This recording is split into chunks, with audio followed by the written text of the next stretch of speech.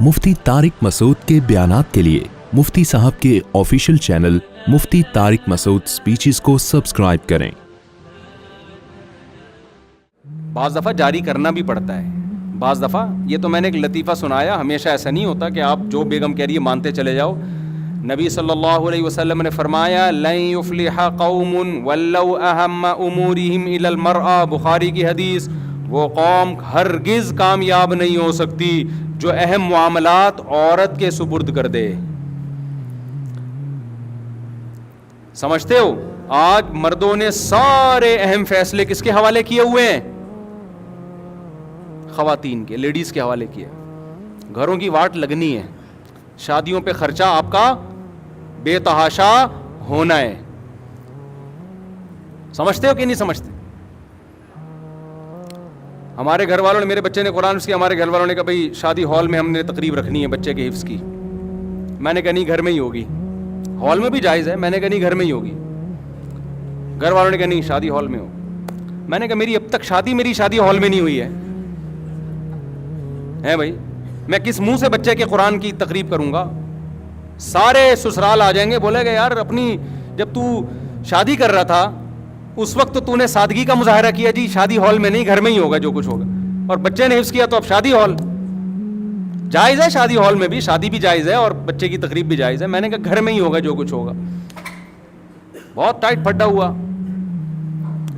बहुत ज़बरदस्त। बिल आखिर बगदाद पे मेरा कब्जा हो गया अल्हम्दुलिल्लाह। मैंने कहा नहीं, मैं घर में बहुत दबा दबा रहता हूँ, बहुत सारी बातें मान रहा होता हूँ। ये मिंबर पे तो हर आदमी फंटर होता है ना, लेकिन कुछ चीज़ें ऐसी होती हैं जहां आके आपको एक्शन लेना पड़ता है कि ये होगा, ऐसी की तैसी, इसमें दो राय नहीं हो सकती, ये ऐसा होगा बस। समझते हो? तो सब बातें बेगमों की माना करें, खामखा में चंगेज़ खान बनने की कोशिश घर में ना करें। लेकिन कुछ चीज़ें ऐसी होती हैं जहां आके आपको फैसला सुनाना पड़ता है, भाई ये नहीं हो सकता, इट इज़न्ट पॉसिबल। उर्दू में समझ में ना आए तो आप इंग्लिश में बोल दो, बेगम ये मुमकिन नहीं है, ऐसी की तैसी, ये नहीं होगा। मैंने बताया ना, एक आदमी ने शादी की दुबई में, तो उसने अपनी माँ को बुलवा लिया क्योंकि इकलौता बेटा था। इकलौते यानी कि ये भी बड़े नुकसानात हैं, बच्चे पैदा होते हैं तो सब मिल के माँ को पाल लेते हैं आसानी से। तो माँ को बुला लिया, बूढ़ी माँ को अकेला कहाँ छोड़ता वो। बेगम को एतराज़ कि माँ को मेरे साथ क्यों रखा हुआ है। मैंने कहा यार माँ खिदमत बहुत लेती होगी। कह रहा है यार बूढ़ी माँ है, वो तो बेचारी को ज़्यादा होश हवास भी नहीं है, खिदमत भी मैं ही कर रहा हूँ, उसके लिए मुलाजिम भी रखा हुआ है। मेरी बेगम का कहना है कि माँ रहेगी नहीं इस घर में। मैंने कहा ये मुतालबा तो देखो, खिदमत बहुत ले रही होगी ना, ये तो जायज़ मुतालबा है ना। बाज़ दफ़ा सासें हर वक्त रिमोट कंट्रोल की तरह बहू को चला रही होती हैं, उसकी अपनी पर्सनल लाइफ ही नहीं होती कोई, ये तो जुल्म है। उसने कहा भाई कुछ भी खिदमत, मुलाजिम रखा हुआ है अम्मा की खिदमत के लिए, मेरी बीवी को घर के अंदर माँ बर्दाश्त ही नहीं है और इतना दबाव डाला हुआ है, मैं क्या करूं? मैंने कहा आप बोल दो माँ को घर से मैं, बोलो नहीं निकाल, ऐसी की तैसी, जो करना है करो, तुम्हारी ऐसी की तैसी। मैंने कहा गुस्से होने की ज़रूरत नहीं है, आराम से पेपर पे लिख के दे दो, बेगम it isn't possible for me to get out my mother from my house. English में बहुत ज़्यादा समझ में, पढ़ा लिखा मियाँ है, अब पता नहीं मैंने इंग्लिश सही बोली गलत बोली है, वो बाद में चेक कर लेना इसको डिक्शनरी में। भाई ये नहीं हो सकता यार, अब बूढ़ी माँ को हम छोड़ दें बेगम के कहने पर, ना तुमसे वो खिदमत ले रही है, ना अपना आराम से कमरे में बैठी मुसल्ले पे, ऐसा थोड़ी होता है यार। मैंने उसको बोला कल तुम्हारा बच्चा भी इसी तरह तुम्हें निकाल दे, क्या गुजरेगी तुम्हारे ऊपर? कह रहे मेरे बच्चे रुल जाएंगे अगर मेरी बीवी छोड़। मैंने कहा बच्चों की ऐसी की तैसी। आजकल तो ये बड़ा मसला है ना, औरत को ज्यादा बोझ डालो, अदालत से खुला भी लेगी, बच्चे भी लेके मार्केट से स्टार्ट हो जाएगी और आप सारी जिंदगी बच्चों के लिए रुलते रहो। मैंने कहा बच्चों से अभी से आप यूं कर लो, क्या करो, ये वाले बच्चे ही कैंसिल हो गए, नए सिरे से नई शादी, नए बच्चे दोबारा से। क्या ख्याल है भाई? पहले माँ बाप हैं, बच्चे बाद में। नहीं छोड़ना माँ को, गैरत के साथ सर उठा के जियो यार। کہتے ہیں پھر بیوی, آج کل یہ بڑے مسائل ہیں نا, بیوی بدنام بہت کرے گی, دیکھو بچوں کو چھوڑ دیا اور ماں کو چھوڑ دیا. میں نے کہا یار جو بدنامی, بعض خواتین جو میرا بیان نہیں سن رہی ان کی بات کر رہا ہوں, وہ کرتی ہیں بدنام. اور ہمارا کلچر ایسا ہے کہ عورت کے دو آنسو سنے دیکھے گا تو بس اسی کی طرف چلا جائے گا, وہ تحقیق نہیں کرتا کہ یہ صحیح کہہ رہی ہے غلط کہہ رہی ہے. ظالم دونوں ہوتے ہیں, مرد بھی ہوتے ہیں عورتیں بھی ہوتی ہیں, میں مانتا ہوں, ایسا نہیں ہے کہ ساری عورتیں ظالم ہیں, مرد بھی بڑے ظالم ہوتے ہیں. لیکن ایک نیچر ہے کہ مرد جب مرد کی بات سنتا ہے یقین نہیں کرتا, عورت کے آنسو دیکھتا ہے تو مرد بھی اسی کی طرف پگھلتا ہے, تو بدنام کرتی ہے. دیکھو بچے چھوڑ دیے اس نے, بچوں سے ملنے نہیں آتا, یہ نہیں کرتا, حالانکہ اندر کہانی کچھ اور چل رہی ہوتی ہے. تو کہہ رہے بدنام کے, میں نے کہا ایسی کی تیسی یار, بدنامی کی کیا ہے, بدنامی تھوڑے دن چلتی ہے, اس کے بعد لوگ, کسی کے پاس ٹائم نہیں ہے آج کل, ہر آدمی اپنے معاملات میں اتنا گھرا ہوا ہے. میں نے کہا یہ جو آخرت میں بدنامی ہوگی, اماں کو یار اس بڑھاپے میں آپ اکیلا چھوڑ دو. کہہ رہے میں کراچی میں رکھوں اور ان کے لیے ملازم رکھوں. میں نے کہا نہ, بوڑھی ماں ملازم کے ساتھ اس کی گود میں سر رکھ کے سو, یہ تو بڑھاپے میں تو ماں کا مزہ ہے یار. ماں باپ جتنے بوڑھے ہوں اتنے زیادہ اچھے لگتے ہیں. جتنی بوڑھی ہوگی نا ماں, اس میں اتنا ہی اللہ محبت دل میں پیدا کرتا ہے اس کی. تو اسی طرح ہم عورتوں کو بھی بدماشی سکھاتے ہیں, صرف مردوں کو نہیں سکھاتے بدماشی. ہم خواتین کو بھی کہتے ہیں آپ کے بیسک حقوق ادا کر رہا ہے تو ٹھیک ہے, پھر مرد آڑا ترچھا بھی ہو برداشت کرو. اگر کمبخت بیسک حقوق ہی ادا نہیں کر رہا, کماتا ہی نہیں ہے سالہ, کھلاتا ہی نہیں ہے, اپنے خرچے پہ, اپنے سسرال کے خرچے پہ پل رہی ہو, پھر میاں سے محبت یا اس کے حقوق کی بالکل بھی ضرورت بولو نہیں. میاں بیسک حقوق نہیں اگر اٹھا رہا ہے, محبت ہے, آئی love you, I love you, جب خرچہ نہیں ہوتا. یہ جو خواتین شوہروں سے پریشان ہوتی ہیں نا, یہ رومانس نہیں ہے, رومانٹک قسم کے نہیں ہے, محبت کے ساتھ, بھائی یہ سارے حقوق ادا کر رہا ہے, اس لیے اس کو آئی لو یو کہنے کی ضرورت ہے نہیں. یہ جو بوائے فرینڈ ہوتا ہے نا جو آئی لو یو کی گردانے, اس کمبخت نے دھیلا بھی خرچ نہیں کرنا ہوتا آپ کے اوپر, نہ گیس کا بل دینا ہے اس کمبخت نے, نہ بجلی کا بل دینا ہے, نہ بچوں کی اسکول کی فیسیں دینی ہے, تو آئی لو یو پہ ہی چل رہا ہوتا ہے, یہ شعر و شاعری پہ ہی چل رہا ہوتا ہے. جیسے انگریز جو ہے نا وہ خرچہ تھوڑی اٹھاتا ہے بیوی کا, بات تمیز سے کرتا ہے, نہ کبھی ہاتھ اٹھائے گا, بہت ایکچولی کر کے بات کر رہا ہوگا اور ویمن رائٹس کی باتیں کر رہا ہوگا, گیس کا بل نہیں دے گا, نہ بجلی کا بل دے گا, مکان کا کرایہ نہیں دے گا. تو ہماری بیویاں اگر, ہماری عورتیں اگر یہ کر لیں کہ ٹھیک ہے جی آج کا سارا, آج کے بعد سے کوئی خرچہ آپ کے ذمے نہیں ہے, تو پھر ہمارے اخلاق دیکھو آپ. اور کیا فری پھوکڑ کے اخلاق میں کیا ہے بھائی, کیوں بھائی غلط تو نہیں کہہ رہا میں, فری پھوکٹ کے اخلاق ہیں. جب کوئی ذمہ داری ہی نہیں لینی ہے تو فری پھوکٹ کے اخلاق میں کیا جا رہا ہے انگریز کا. انگریز ایک دفعہ پاکستانی شوہر بن کے دکھائے, جب گیس کا بل دے گا نا, بجلی کا بل دے گا, مکان کا کرایہ دے گا, بچوں کے لیے پراپرٹی خرید رہا ہوگا کہ میں مروں گا تو بچوں کے کام آئے, ان کو اسکول لانے لے جانے کی ٹینشن اٹھا رہا ہوگا, بچیوں کی شادیوں کی ٹینشن لے رہا ہوگا, 20 مسائل ہوں گے, اپنی بیوی کو ان تمام ٹینشنوں سے آزاد کیا ہوا ہوگا. پھر میں اس انگریز سے پوچھوں گا کہ اب تو تھینک یو سے بات شروع کر اور تھینک یو پہ ختم کر کے دکھا.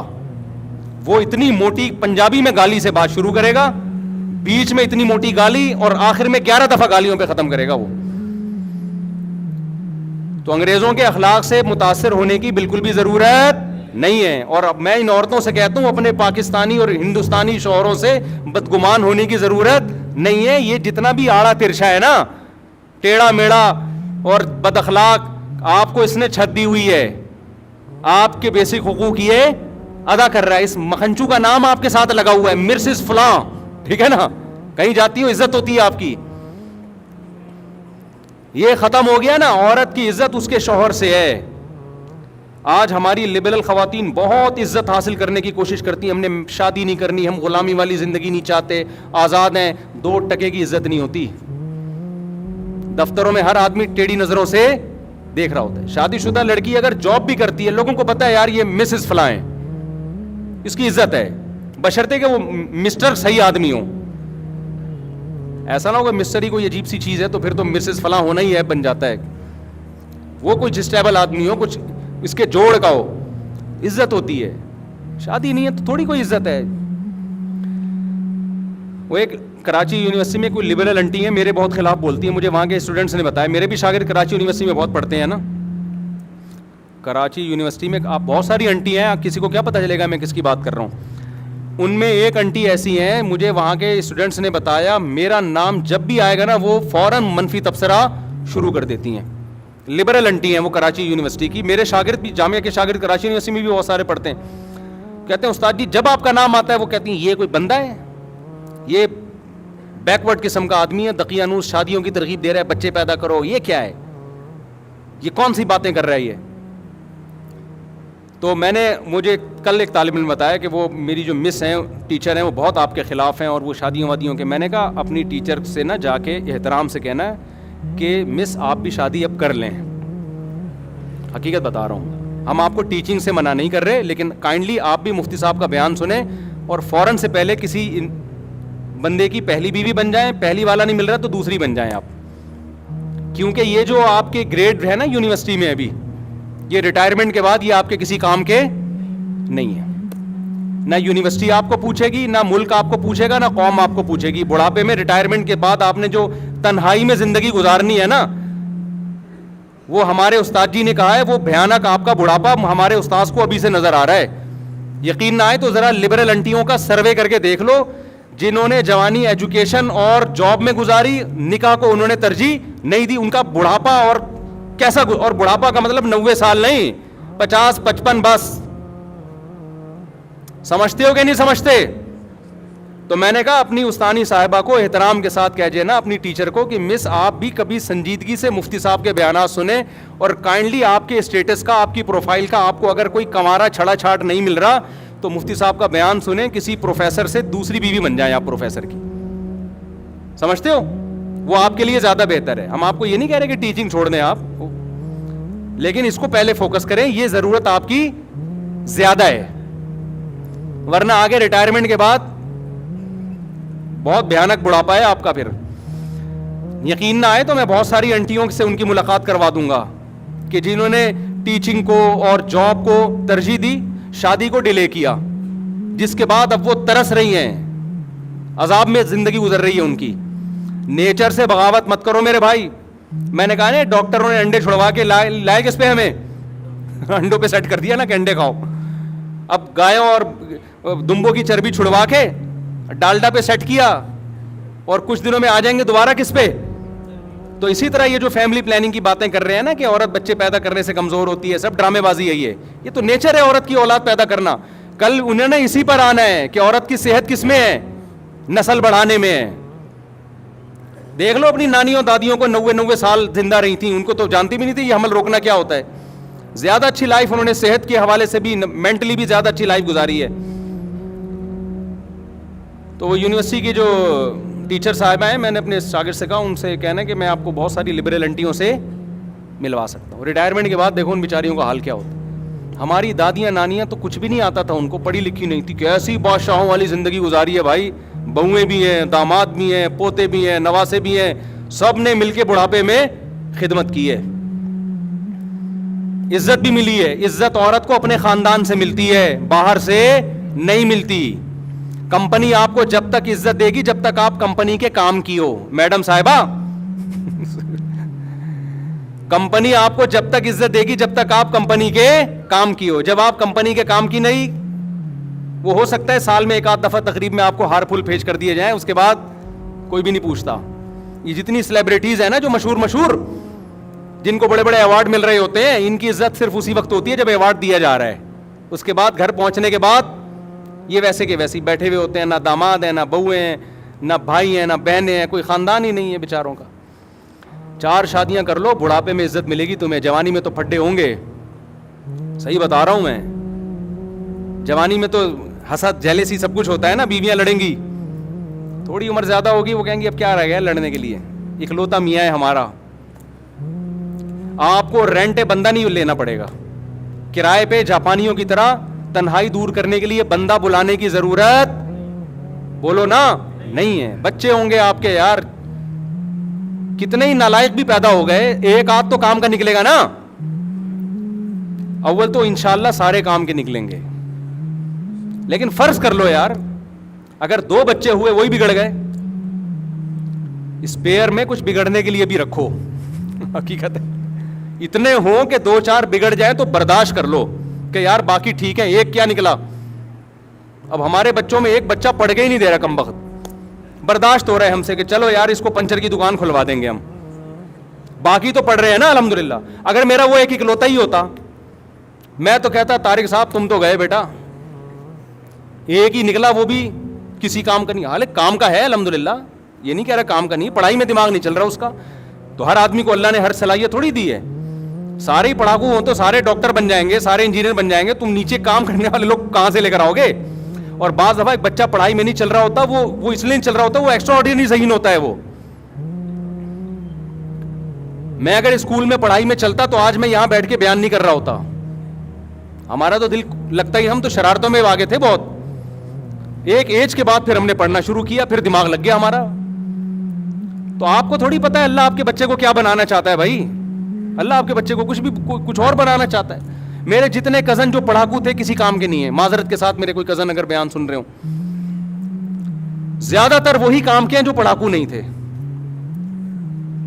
وہ کمپیوٹر پہ ٹھک ٹھک ٹھک بیٹھے, پتہ نہیں کیا کیا بن گیا یار کمپیوٹر بھی سیکھ کے نا. امریکہ کی کمپنیوں سے آرڈر پکڑنے شروع کر دیے انہوں نے.